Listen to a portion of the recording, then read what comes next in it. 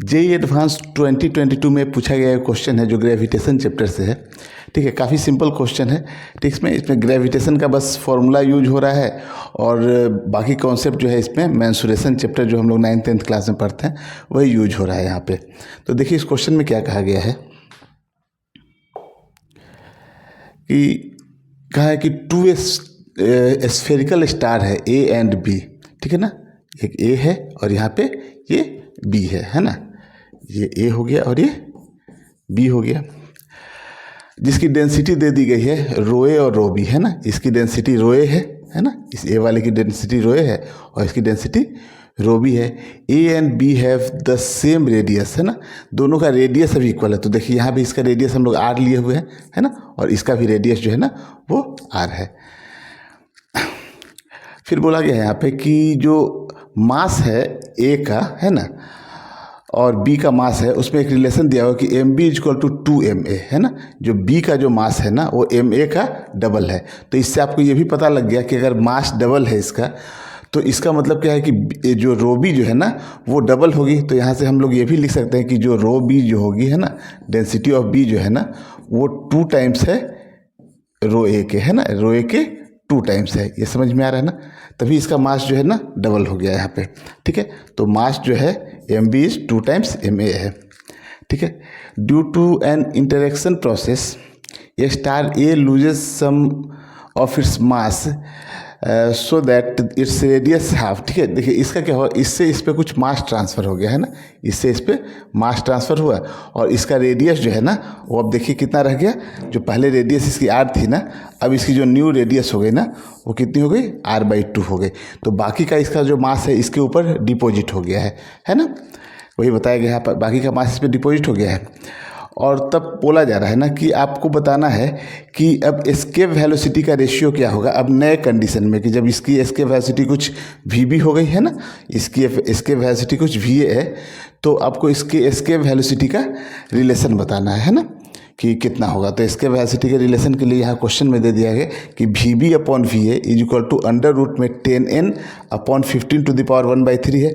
यहाँ पे n की वैल्यू आपको बतानी है। ठीक है,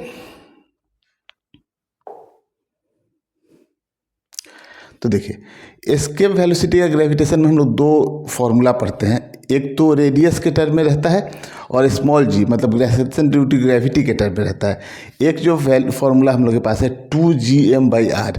तो देखिए यहाँ पे क्या है कि हम लोग को g या तो फाइंड करना पड़ जाएगा है ना, कि जो स्मॉल g की वैल्यू कितनी है। उससे अच्छा है क्या कि आप इस फॉर्मूले को यूज कर लीजिए है ना, ये वाला जो फॉर्मूला है इसको यूज कर लीजिए, क्योंकि देखिए मास का टर्म है, रेडियस का टर्म है और 2g जो है ना वो तो कांस्टेंट वैल्यू है, दोनों के लिए रहेगा। और हम लोग को क्वेश्चन में ऐसे भी रेशियो निकालना है तो 2g वाला टर्म कैंसिल ही हो जाएगा। तो दोनों का जो मास है और रेडियस है वो हम लोग निकाल लेंगे। तो फिर आप एस्केप वेलोसिटी इस फॉर्मूले से, इस फॉर्मूले को यूज करके आप निकाल सकते हैं। तो ये फॉर्मूला मेरे लिए ज़्यादा बेहतर है। तो देखिए उसी फॉर्मूले को मैं यूज करूँगा अभी। तो देखिए सबसे पहले क्या है ना कि ये जो फर्स्ट स्फीयर है ना, जो ए वाला स्फीयर था है ना, जिसमें से मास ट्रांसफ़र होकर, इसमें से मास ट्रांसफ़र होकर और इस बी वाले पे चला गया है ना। तो इस बी वाले पे एक लेयर आ गया ऊपर से, जो कि देखो आपको रेड कलर से दिखाया जा रहा है ना। तो बी पे इसका लेयर आ गया यहाँ पे। तो देखिए अब अगर हम इसका इनिशियल में इसका तो जो वॉल्यूम होगा वो 4/3πr³ होगा, लेकिन अब चूंकि इसकी रेडियस कितनी रह गई है, r/2 रह गई है रेडियस है ना। तो हम लोग जब इसका मास निकालेंगे तो मास इज इक्वल टू क्या होगा, वॉल्यूम इंटू डेंसिटी। तो जब वॉल्यूम आप लिखिएगा तो कितना लिखिएगा, 4/3πr³ होता है। तो रेडियस r/2 है तो 4/3πr/2 का क्यूब करिएगा इंटू इसकी डेंसिटी रो ए है। तो जब r/2 का आप क्यूब कीजिएगा यहाँ पे तो देखिए r³ और 2 का क्यूब हो गया 8। तो अब जो निकल के आ गया जो मास वो अपना वो इतना निकल के आ गया मास। ठीक है ना। तो देखिए पहले जो इसका मास था वो कितना था, 4/3πr³ और इंटू रो ए था। अब इसका 1/8 पार्ट रह गया यहाँ पे मास है ना। तो 1/8 पार्ट रह गया मास, तो इसका मतलब कि इसका 7/8 पार्ट जो है ना वो मास इस पर ट्रांसफ़र हो गया है। तो जब हम लोग इसका मास लिखेंगे तो पहले जो वाइट कलर से आपको दिख रहा है जो कि बी है ना, तो इस बी वाले का हम लोग है ना, इस बी वाले का जो मास है वो जो है आपको लिख दिया गया है यहाँ पे 4/3 और πr³ है ना, 4/3 pi r cube into rho B लिखना चाहिए, है ना। और रो बी हम लोग क्या बोले थे कि डेंसिटी इसकी डबल है, तो हम लोग रो बी को हम लोग यहाँ 2 इंटू रो ए लिख देते हैं यहाँ पे, है ना। ए की डेंसिटी का डबल था, तो हम लोग एक ही टर्म में लाने के लिए कि डेंसिटी इसकी रो ए है, तो यहाँ भी रो ए के ही टर्म में लाने के लिए हम लोग रो बी नहीं लिखे 2 रो ए लिख दिए, ठीक है। अच्छा, इस पे जो रेड कलर से जो डिपॉजिट हुआ है ना, इसका मास अगर हम लोग को लिखना हो तो देखिए हम लोग क्या बताया अभी कि 1/8 पार्ट रह गया, तो 4/3 पाई आर क्यूब, ठीक है, बाई 8 जो ये पार्ट है, इसी का 7 टाइम्स जो है ना वो इसके ऊपर आकर डिपॉजिट हुआ है, तो इंटू 7 कर दिए इंटू रो ए, ठीक है ना। तो ये जो आपको मास दिख रहा है ना, ये जो रेड कलर से मास है ना वो, तो दोनों मास को जब हम लोग ऐड करेंगे तो 4/3 pi r cube into rho A common ले लीजिए दोनों से, तो यहाँ से 2 और यहाँ से 7/8 यहाँ आ गया। इसको हम लोग सिंप्लीफाई किए तो इसकी वैल्यू निकल के इतने आ गई, है ना। देखिए 8 2 16 और प्लस 7 करेंगे तो 23 आएगा, तो ये जो वैल्यू निकल के आ गई इससे, ये मास ऑफ बी है। यहाँ तक कोई दिक्कत नहीं है। तो देखिए इस फॉर्मूले में हम लोग को क्या चाहिए, मास चाहिए और रेडियस चाहिए। तो मास हम लोग दोनों का निकाल लिए पहले, ए का भी जो मास है मास ऑफ ए जो कि इतना है और मास ऑफ बी निकाल लिया। अब हम लोग को रेडियस चाहिए, तो देखिए इसकी रेडियस तो ठीक है, इसकी रेडियस तो क्या है कि इसका आधा जो है, इसका बोला ही है क्वेश्चन में कि रेडियस आधा रह गया है, तो ए का तो ठीक है रेडियस आधा रह गया। अब बी का जब रेडियस आप निकालिएगा ना, तो देखिए बी वाले का रेडियस जब आप निकाल रहे हैं तो बी का रेडियस तो आपको यहाँ से यहाँ तक का लेना होगा, है ना। तो देखिए हम लोग क्या करते हैं यहाँ पे ना कि जो पहले से वाइट कलर का जो आपको दिख रहा है ना, इसका तो वॉल्यूम हम लोग को मालूम है 4/3 पाई आर क्यूब होगा, ठीक है।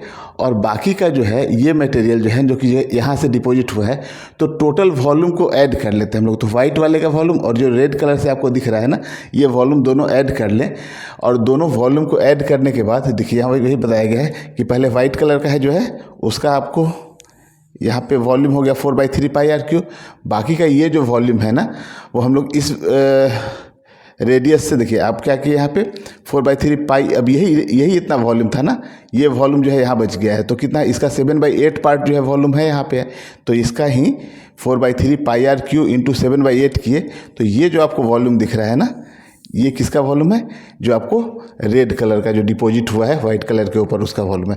तो टोटल वॉल्यूम जो होगा ना वो मिलाकर इस पूरे का वॉल्यूम होगा, है ना। तो इसका वॉल्यूम मान लेते हैं, इसका रेडियस जो है वो नया रेडियस जो है वो कुछ आरबी जब हो गया, तो आरबी हम लोग तो इसका पूरे का वॉल्यूम क्या बोलेंगे 4/3 पाई आरबी का क्यूब, है ना।